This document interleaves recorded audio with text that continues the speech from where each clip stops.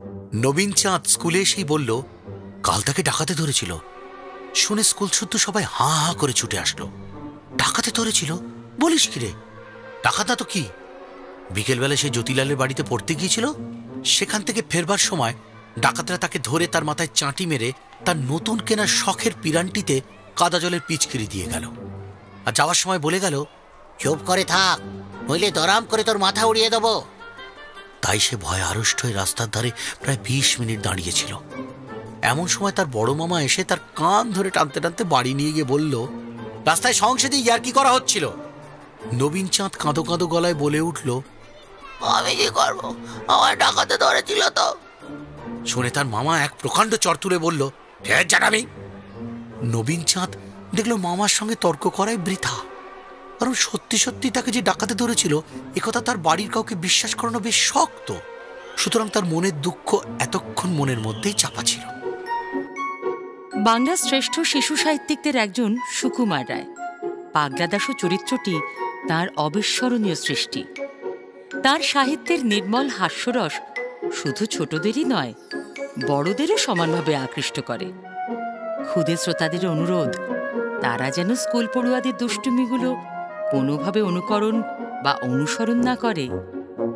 শুরু হচ্ছে সুকুমার রায়ের দাশুর কীর্তি গল্পটি।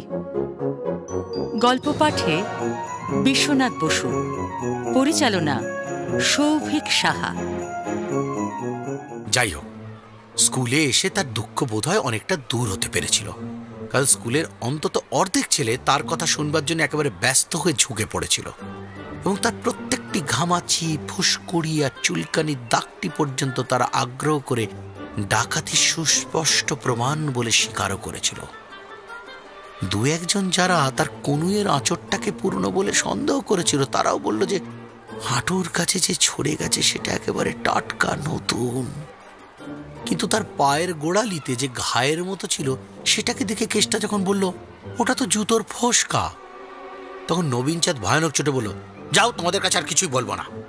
কেষ্টাটার জন্য আমাদের কিছু শোনা হলো না। তখন 10টা বেজে গেছে। ঢং ঢং করে স্কুলের ঘন্টা পড়ে গেল।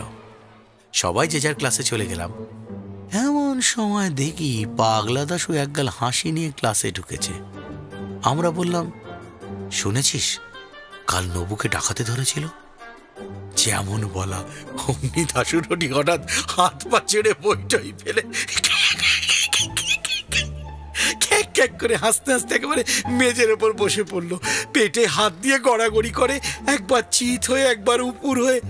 তার হাসি আর কিছুতেই থামে না। দেখে আমরা তো অবাক। পণ্ডিত মশাই ক্লাসে এসেছেন, তখনও পুরো দমে তার হাসি চলছে। সবাই ভাবলো ছোড়াটা খেপে গেল নাকি। যাই হোক, খুব খানিকটা হুটোপাটির পর সে ঠান্ডা হয়ে বইটই গুটিয়ে বেঞ্চের উপর উঠে বসল। পণ্ডিত মশাই বললেন, ওরকম হাসছিল কেন? দাশু নবীন চাঁদকে দেখিয়ে বলল, ওই ওকে দেখে।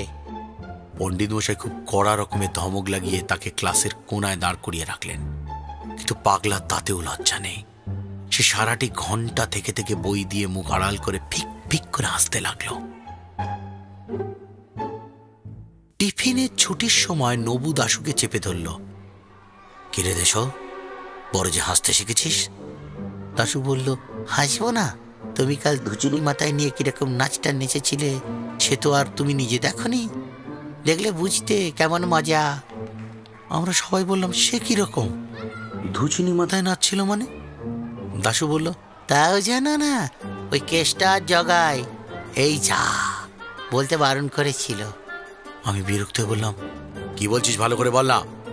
দাশু বলল, কালকে সেটেদের বাগানে পিছন দিয়ে নবু একলা একলা বাড়ি যাচ্ছিল। এমন সময় দুটো ছেলে তাদের নাম বলতে বারণ। তারা দৌড়ে এসে নবুর মাথায় ধুচুনির মতো কি একটা চাপিয়ে তার গায়ের ওপর আচ্ছা করে পিচকিরি দিয়ে পালিয়ে গেল। নবু ভয়ানক রেগে বলল, তুই তখন কি করছিলি?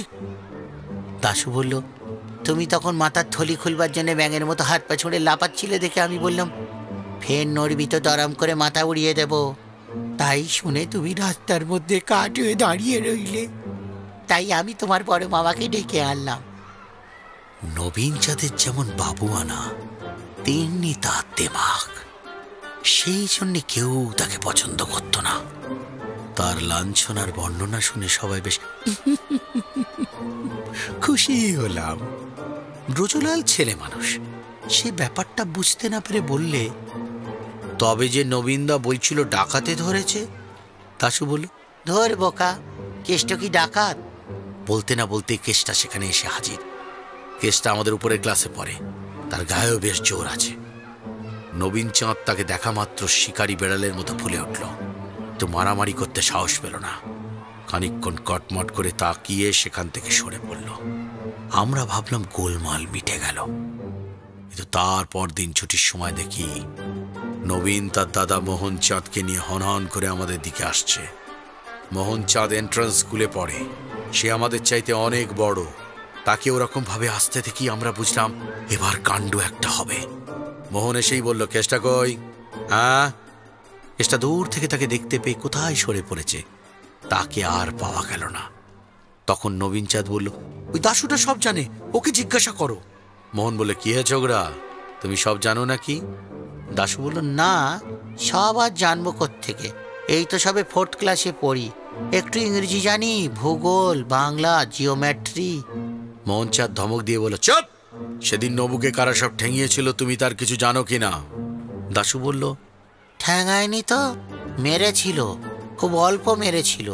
মোহন একটুখানি ভেঙিয়ে বলল, খুব অল্প মেরেছিল না? তবু কতখানি শোনে? দাশু বলল, সে কিছু নয়, ওরকম মারলে একটুও লাগে না। মোহন আবার ব্যঙ্গ করে বলল, তাই নাকি? কিরকম মারলে পরে লাগে শুনি?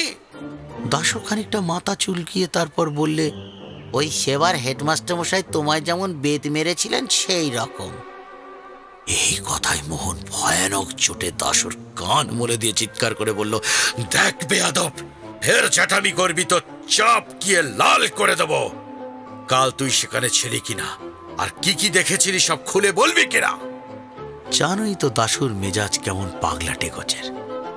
সে একটুখানি কানে হাত বুলিয়ে তারপর হঠাৎ মোহন চাঁদকে ভীষণ ভাবে আক্রমণ করে বসল।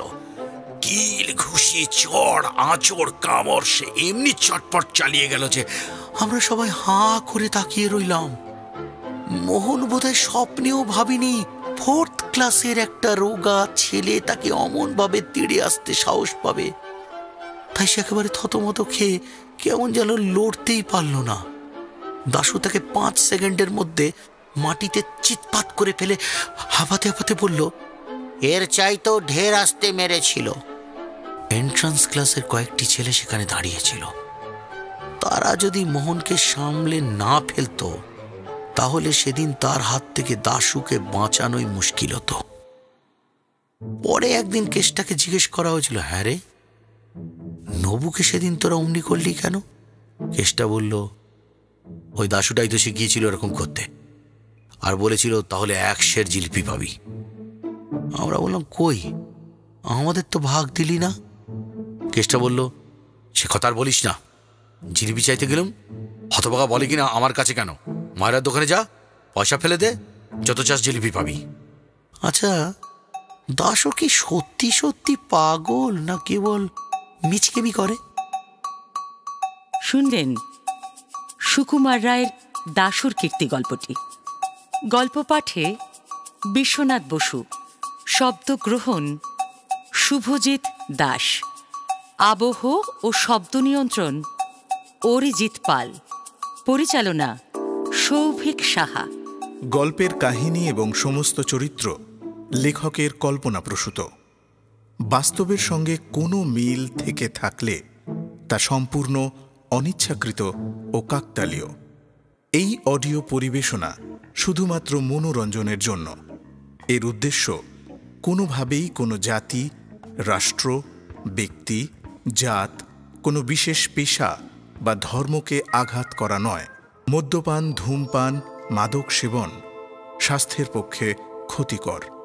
কোনো রকম অন্ধবিশ্বাস ও কুসংস্কারকে গুরুত্ব দেওয়া আমাদের উদ্দেশ্য নয়। এমন আরও অনেক গল্প আছে আমাদের কাছে। শুনতে থাকুন, সঙ্গে থাকুন।